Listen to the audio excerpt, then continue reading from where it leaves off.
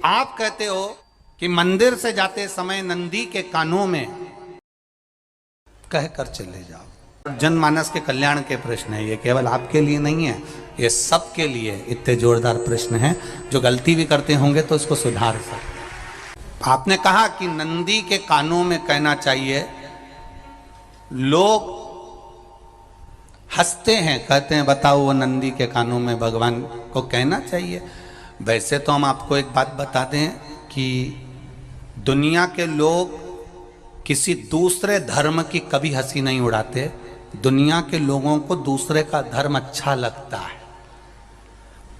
दुनिया के लोग सबसे ज्यादा हंसी उड़ाते हैं तो हमारे सनातन धर्म की ही उड़ाते हैं, और जी खुद उड़ाते हैं, दूसरा उड़ाने वाला नहीं होता। दूर के ढोल हमें समझ में आते हैं, उसका धर्म हमें समझ में आ गया, उनका क्या है, ऐसा है, आओ कुछ नहीं, उनके धर्म में ऐसा है। कितना आनंद हमें दूसरे के धर्म में लग रहा है, और हमारा सनातन धर्म हमको बुरा लगता है। हमारे सनातन धर्म हमें बुरा लगने लगा। अरे भाई, लोग कहते हैं कि नंदी के कान में कहते हो, ये कोई हमारे पुराणों में या शास्त्रों में लिखा है? भगवती बहन साहू, आपको धन्यवाद देना चाहूंगा और एक बात कहना चाहूंगा। जितनी भी शिव महापुराण के अंतर्गत चाहे उपाय जो बताए जाते हैं कि बेलपत्री ऐसे चढ़ाना, काली मिर्च ऐसे चढ़ाना, चावल ऐसे चढ़ाना, धतूरा का क्या महत्व है, शमी के पत्ते का क्या महत्व है, बेलपत्री के पत्ते का क्या महत्व है, ये जितनी भी बातें बताई जाती हैं ये सब पुराण के अंतर्गत से बताई जाती है। अब दुनिया के लोग इसको चाहे टोटका कह दें, चाहे दुनिया के लोग इसे टोना कह दें, पर पुराण से हटकर कुछ नहीं। और आप लोगों को अगर बोला है कि नंदी के कान में कहकर भगवान शंकर के मन में बात पहुंचे, तो ये क्यों कहा, तो ये भी हमारी शिव महापुराण में लिखा है, जलंधर के चरित्र में। कोई आपसे कहे कि नंदी के कान में बोलने से क्या होता है, ये जलंधर का चरित्र कह रहा है।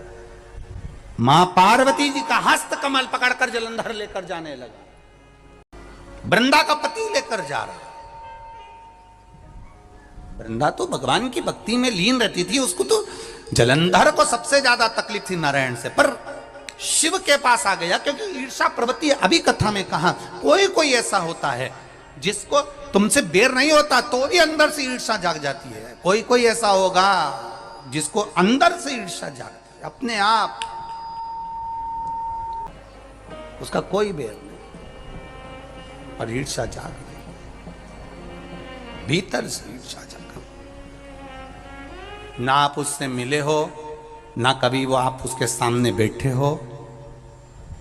कई लोग किसी ना किसी की बुराई करते हैं तो हम लोग पूछ भी लेते हैं, क्यों साहब उनसे मिलकर आए हो क्या तुम? कभी नहीं मिल किया है, कभी उनका सामना हुआ नहीं हुआ, तो फिर बुराई क्यों कर रहा? एक ने कर दी थी इसलिए हमारे ध्यान में था तो हमने भी कर दी। लो, वो कुआं में डूब के मरेगा तो तू भी मरेगा का? नहीं। नंदी सामने बैठा है, गणेश जी को मालूम पड़ गया, कार्तिकेय को मालूम पड़ गया, मां पार्वती जी का हस्त कमल जलंधर ने पकड़ लिया और लेकर चला।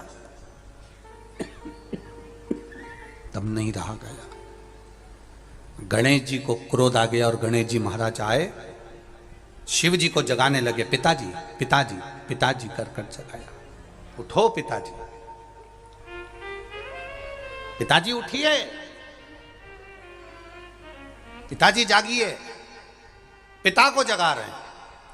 भगवान शंकर नहीं उठे, तप में लीन थे।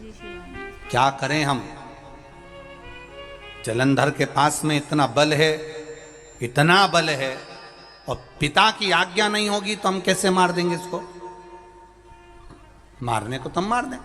मां ने आज्ञा करी थी कि जलंधर उसको तारकासुर को मार दो, तो कार्तिकेय ने तारकासुर। शिव जी की आज्ञा नहीं तो हम इसको कैसे मारें? क्या करें?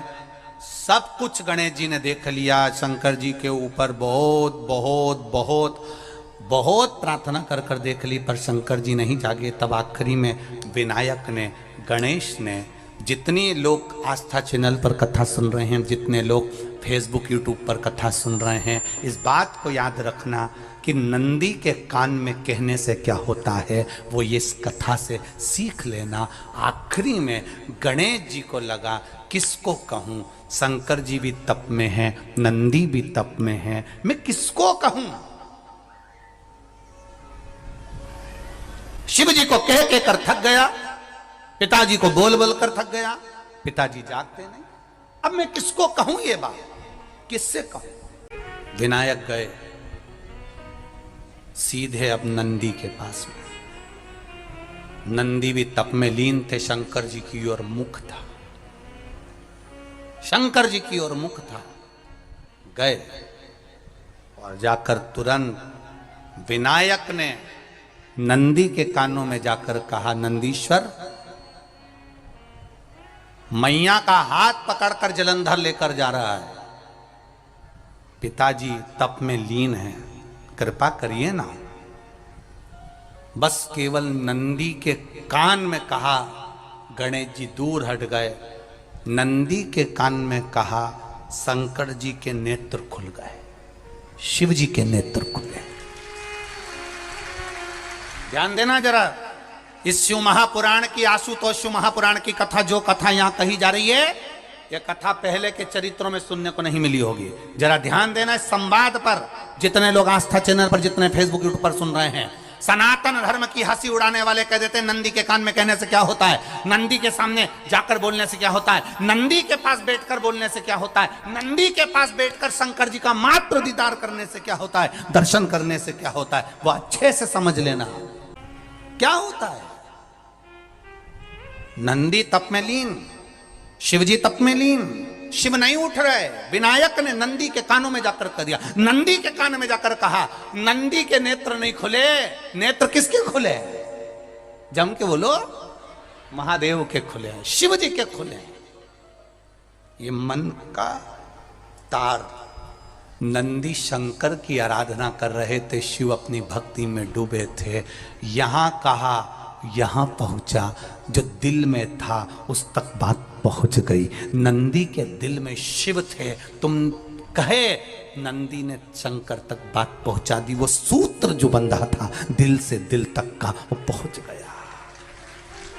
वो सूत्र जो दिल से दिल तक बंधा हुआ था, मन से बंधा हुआ था, खबर वहां तक पहुंच गई, खबर पहुंच गई। उसको जानो, लुटाइए, ये मौका मिला है आनंद का, दिल से प्रेम लुटाओ। नंदी से कहा, नंदी ने देवादिदेव महादेव से नहीं कहा। केवल नंदी आंख बंद कर कर बैठे थे, कहते सही भगवान गणेश के शब्द शिव जी तक पहुंच गए। शिव जी के नेत्र खुल गए और उन्होंने जलंधर के पास पहुंचकर पार्वती जी का हस्त कमल छुड़वाया। जरा विचार करिएगा, आप नंदी से कहते हो मेरे महादेव तक बात पहुंच जाती है। आपको केवल नंदी से प्रेम से कहना है, नंदीश्वर मेरे बाबा, ए मेरे बाबा, आप रोज शिव जी को लेकर भ्रमण पर निकलते हो, मुझे बहुत दुख है, आप मेरे दुख को मिटाने के लिए मेरे दरवाजे पर क्यों नहीं आते। नंदीश्वर से कहा, शिव जी तक बात पहुंच जाएगी, शंकर के नेत्र आपके लिए खुल जाएंगे और महादेव आपके यहाँ खड़ा मिलेगा, मेरा महादेव आपके पास में खड़ा मिलेगा। आशुतोष महापुराण की कथा कहती है, लोग कहते हैं नंदी को कहने से क्या होता है, ये शिव तत्व की कथा आशुतोष शिव महापुराण कह रही है। कहा वहां तक पहुंचा, दिल से दिल का। जब कोई नारी, जब कोई पुरुष, जब कोई बच्चा, जब कोई बुजुर्ग, जब कोई भी संसार सागर में रहने वाला मानव मेरे मंदिर में आएगा और नंदी के कान में कुछ कहकर जाएगा, तब तू उसको सुनकर मां पार्वती से कहेगी। और पार्वती जब मेरे साथ प्रतिदिन प्रदोष काल में, प्रदोष के समय, शाम के समय भ्रमण पर जब पार्वती मेरे साथ जाएगी, तो पार्वती मैया जिसके सामने नंदी को रोक देगी, मैं उसके ऊपर कृपा करते हुआ चले जाऊंगा। ये हमारा भाव शिव महापुराण की कथा वर्णन कर रही है। कितने लोग हैं जो भगवान नंदी के कानों में कुछ कहकर आते हैं, बोले हो कभी? सीधे बोल देते हो क्या जाकर? नंदी के कानों में कहने का भी एक तरीका है। आप लोगों को मालूम होगा वो तरीका?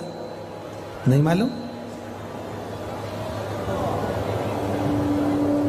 ये बेलपत्री की जो डंडी रहती है ना, बीच का जो भाग है, ध्यान दिए ना जरा सा, ये बीच की जो डंडी है, फिर से देखिए, बेलपत्री के 2 पत्ते और उसके पास में जो बीच की जो डंडी का भाग है, दिख रहा है आप लोगों को? ये 2 डंडी, ये बीच की 2 पत्ती और उसके बीच में जो 2 डंडी का भाग होता है। जब हम देवादिदेव महादेव से कोई बात कहने वाले होते हैं ना कि बाबा बहुत दुखी हूँ, बाबा बहुत तकलीफ चल रही है, बाबा मैंने एक कंपटीशन एग्जाम में परीक्षा दी है, बाबा मेरे जीवन में ये तकलीफ हो रही है, बाबा, तब इस बेलपत्री की जो ये डंडी होती है, इस उंगली से, इस अंगुष्ठ से इस डंडी को पकड़ा जाता है और बाबा के कर्ण में कहने से पहले ये हाथ को नंदी के ऊपर रखकर फिर हम बाबा के नंदी के कानों में कहते हैं और चलते समय इस बेलपत्र को अशोक सुंदरी की जगह पर चढ़ाकर वापिस सजाते हैं। देवादिदेव महादेव को पार्वती की बात मानना ही पड़ती है और वो कहना ही पड़ता है। ये बेलपत्र की महत्व है। ये जितना फल एक बेलपत्र की पत्ती में, उतना की उतना फल हम आपसे फिर कहेंगे। कभी मौका मिल जाए जिंदगी में, कभी तुम्हारे जीवन में अगर मौका मिले और कहीं बेलपत्री का वृक्ष मिल जाए जिसकी छांव तुम्हारे ऊपर पड़ रही हो, तुम्हारे ऊपर अगर बेलपत्री की छांव पड़ रही हो, उसके नीचे बैठकर कभी मौका मिले, एक बेलपत्री का पत्ता मात्र रखकर आप शिव जी का नाम लेकर जल भी अगर समर्पित कर रहे हो ना, तो वो 12 ज्योतिर्लिंग को जल चढ़ाने के बराबर फल प्रदान कर। एक बेलपत्री का पत्ता, एक बेलपत्री का वृक्ष, एक बेलपत्री के वृक्ष की छांव हमारे जीवन को कृतार्थ कर देती है, धन्य कर देती है।